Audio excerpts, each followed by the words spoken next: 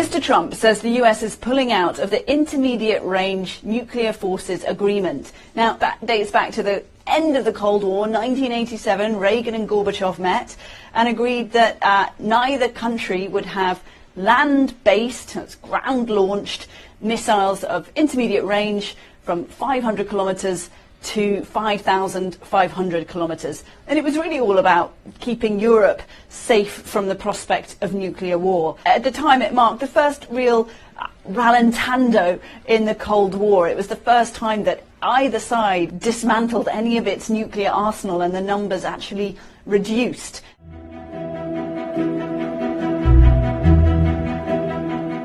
The US says that Russia has been in violation of this treaty since 2014, and Mr. Trump thinks that the US has now been waiting for quite long enough. And Russia, for its part, alleges that the US is also in violation of it. It thinks its missile defense facilities in Europe could be turned into missile launchers, and so they don't feel safe. For the US part, the claim is that some of the Russian missiles that currently exist are within that intermediate range. And NATO increasingly has seemed to agree with the US administration that Russia is in violation of the treaty.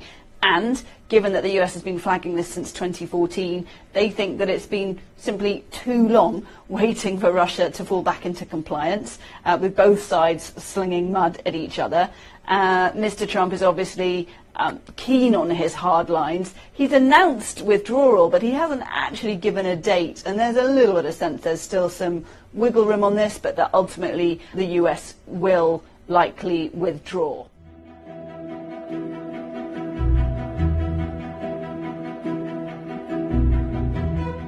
But perhaps the most interesting read on what Trump might be up to is to look at China. Now, China is not part of this essentially US-Russia treaty. So China has been able to build intermediate range missiles throughout this period. And indeed, a senior US defense official has previously said that 95% of all of China's missiles are within this intermediate range.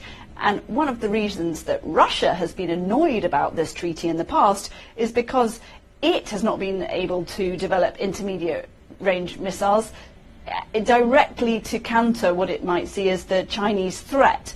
And so neither the US nor the Russians have been able to measure up to what the Chinese have been producing in really quite significant numbers. And when Trump said that he was withdrawing the US from this treaty, he specifically mentioned China in a sort of caveat way. Maybe he could make a deal. Might China like to come into the treaty?